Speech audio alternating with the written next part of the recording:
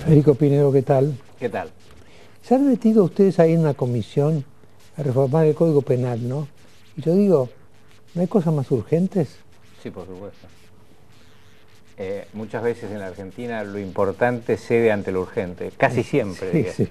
De todas maneras, alguien se tiene que ocupar de lo importante. Es un tema que no tiene por qué resolverse inmediatamente, pero es bueno que se vaya discutiendo sobre la necesidad de tener un cuerpo que unifique todas las normas penales de Argentina. Y no que es un caos con 300 leyes con contenidos penales y con una incoherencia interna disparatada, ¿no? Así que ese trabajo hay que hacerlo. Hacen 2 generaciones que la Argentina está tratando de hacerlo. Y bueno, se formó una comisión multipartidaria con representantes del peronismo como Arlanian, del radicalismo como Gilavedra, del socialismo propuesto por Hermes Wiener, la doctora Barballelata, por el PRO-YO, coordinados por Zaffaroni, y hay un trabajo que es una base de discusión. En ese trabajo tenemos disidencias importantes. Yo no estoy de acuerdo con cosas importantes de esa propuesta de Código Penal, como que la reincidencia no sea un agravante, o sea, alguien que reincide en el delito, que cuando le tengan que poner la pena el segundo delito no se lo agraven por haber cometido otro antes. Yo creo que la reincidencia sí tiene que ser un agravante. O la eliminación de la cadena perpetua, de la prisión perpetua, que en realidad no es prisión perpetua, porque a los 20 años los largan, pero nosotros creemos yo creo, a diferencia de los demás miembros, que en ciertos delitos graves el Estado y los jueces tienen que tener un control posterior al cumplimiento de la pena, Federico, así que hay diferencias importantes. Hay pero una pregunta sobre eso. ¿Cómo se llevó usted con Zaffaroni?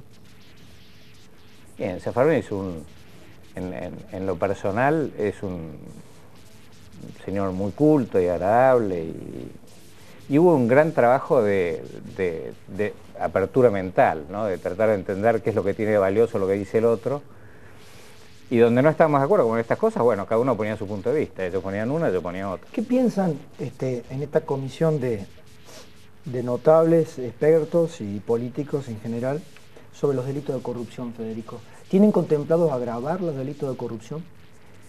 Es un conjunto de normas. Hasta ahora el Código Penal no tiene delitos, no tiene tipos directos y específicos y concretos y agravados sobre los delitos de corrupción. Es increíble. Sí, ¿cómo que no? No. En la actualidad sí. Cohecho, abuso de poder. Se usan algunos, pero que tipifiquen las nuevas formas de los delitos económicos, por ejemplo, casi nada. No, te voy a decir algo. Yo te voy a decir, eso era presidente de la Comisión de Legislación Penal, un amigo, el doctor Juan Carlos Vega, de la coalición cívica. Sí, como un gran amigo. Y presentó un proyecto para agravar los delitos de corrupción. Por supuesto que está Margarita Stolbizer dice que plantea una CONADEP de la corrupción. No, estoy planteando concretamente un buen gesto en una Argentina asediada con un tsunami de corrupción. Sería un gesto desde la propia política agravar los delitos de corrupción, obviamente partiendo del Estado. Yo estoy de acuerdo, obviamente. Pero por eso, no es para tener una discusión de valores, sino operativa. ¿Hay en concreto propuestas? Hay una definición de todos los delitos de corrupción, donde hay incremento de penalidades incluso a otros delitos económicos y demás, ¿no? Habría que ver en cada caso si suben o bajan los mínimos, los máximos, eso. En este proyecto suben 150 penas, bajan 111 penas. A veces lo que baja son los mínimos, o sea, le dan más libertad al juez para...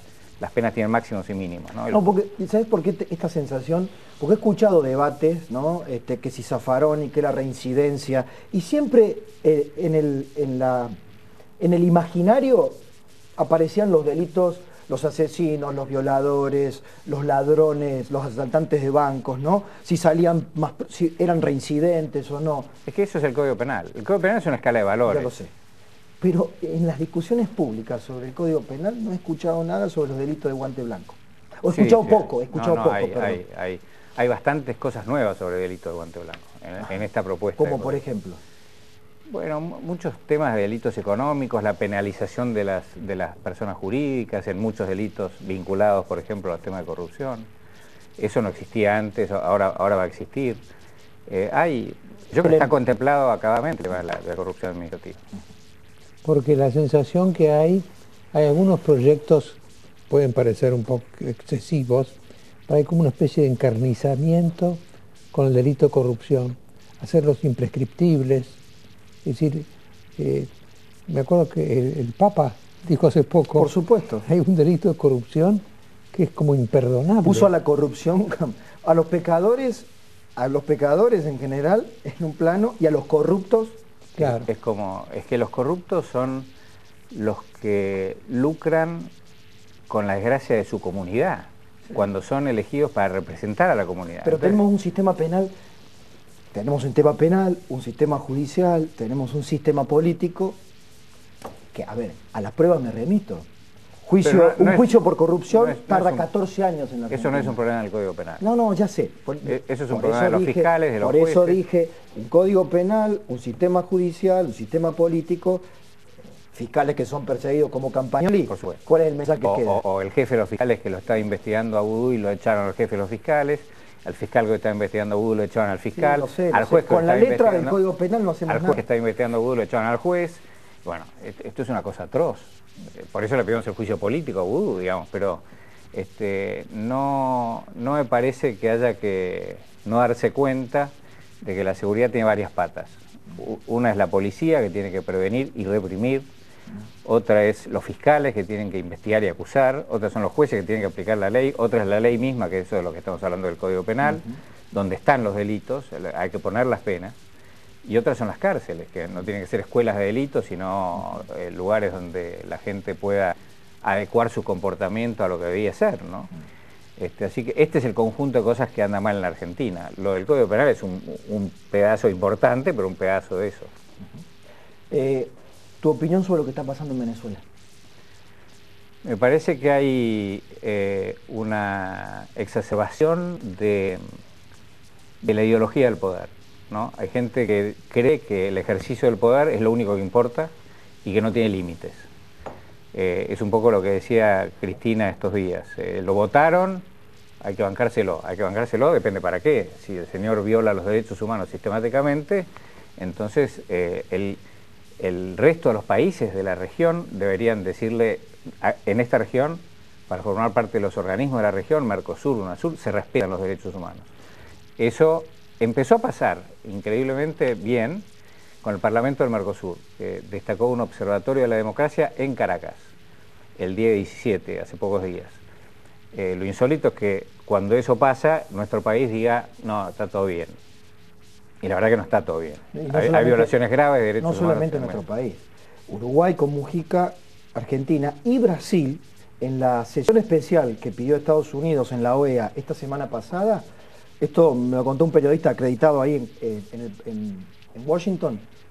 Brasil, el representante de Brasil, cuando hizo la moción a Estados Unidos para tratar lo que pasaba en Venezuela, dijo, cambiemos de tema, pasemos a otro tema.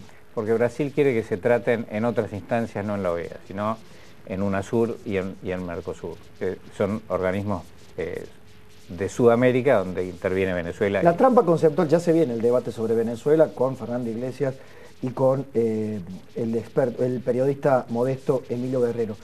Pero la trampa conceptual teórica acá es, Venezuela es una democracia, hay quienes como Víctor Hugo Morales dicen la democracia más fuerte y bella de América Latina, y otros dicen es una democracia medio imperfecta, pero es una democracia, por lo tanto, lo que diga la mayoría o el gobierno que representa a la mayoría, está todo dicho. No, la democracia no es eso. Sin importar que el Poder Judicial es cooptado y que el Parlamento, obviamente... La democracia no es eso. La democracia es el gobierno del pueblo, no de los tiranos que gobiernan, ¿no? No es un gobierno de dictadores elegidos, eso no es una democracia. La democracia es el gobierno del pueblo, que significa que hay que respetar los derechos del pueblo, que son los derechos humanos, y los derechos de cada individuo hay que respetar. Si no, no es una democracia. Así que en la democracia se vota, pero también se respeta los derechos de la gente. Estamos con el profesor. ¿Le puedo hacer esta pregunta, profesor? ¿A mí? Sí, profesor Grondona. ¿Le puedo hacer una pregunta? ¿Puede un hombre elegido democráticamente por las urnas convertirse en un dictador? Sí, cómo no. ¿Cómo no? Ha habido ejemplos en la historia. Hitler, por ejemplo, ganó la elección. Porque está la ilegitimidad de origen y de ejercicio. uno puede ser elegido bien, originalmente, por origen, y convertirse y transformarse después en tirano. Sí. Está lleno de ejemplos, lleno de ejemplos. Pero esta pregunta básica que usted me ha respondido, es lo que es, para mí, el espíritu de la discusión política hoy en América Latina. Entre los que dicen, Venezuela es una democracia y por lo tanto nada de injerencia, y todo lo que hagan la gente en las calles, los estudiantes, los opositores, es golpismo, porque se están levantando contra un régimen, cuando las armas las tiene el Estado y los parapoliciales armados por el Estado. Entonces, ¿es una democracia Venezuela tal y cual se la concibe en el Mercosur, en el UNASUR? Hay que respetar al gobierno venezolano, pero el gobierno venezolano tiene que respetar los derechos humanos y las reglas democráticas del Mercosur y del UNASUR. Eso es un compromiso internacional de Venezuela y de todos nuestros países. Así que cuando uno asume un compromiso internacional de respetar la democracia y los derechos humanos, después no puede decir no injerencia y yo violo los derechos humanos. La injerencia es lo que acordó Venezuela si se apartaba de la democracia y los derechos humanos. Es lo que ha hecho la izquierda latinoamericana con Cuba en toda su historia. Bueno, Cuba no se comprometió a ser una democracia, más bien lo contrario, pero digo, Venezuela sí. Se la admitió como tal en cuanto a una, digamos, en un estatus político con vaivenes, que de la Rúa no, que Men sí, que Men no, que la Argentina ha tenido unos vaivenes como el resto de América Latina sobre Cuba. Cuba sigue siendo ahí. Esta pregunta que hacemos hoy sobre Venezuela se ha hecho hace 30, 40, 20 años, 10 años sobre Cuba. Claro, pero después de eso vino las cláusulas democráticas de Mercosur y de UNASUR. Y entonces, para formar parte de esas asociaciones, hay que ser una democracia. Si viene un golpe militar, en cualquier lado, incluido en Venezuela, no podría seguir perteneciendo a Se lo expulsó a Paraguay, se expulsó a Paraguay del Mercosur, sí, y se le incluyó a Venezuela. Exactamente. Eso fue criticado por nosotros, la expulsión de Paraguay. Federico, muchas gracias por esta conversación. Gracias, Federico. Y ahora viene el tema Venezuela con dos protagonistas, con posiciones encontradas, por supuesto, para un debate. Fernando Iglesias, exdiputado de la Coalición Cívica, politólogo, y Modesto Emilio Guerrero, periodista venezolano residente en Argentina.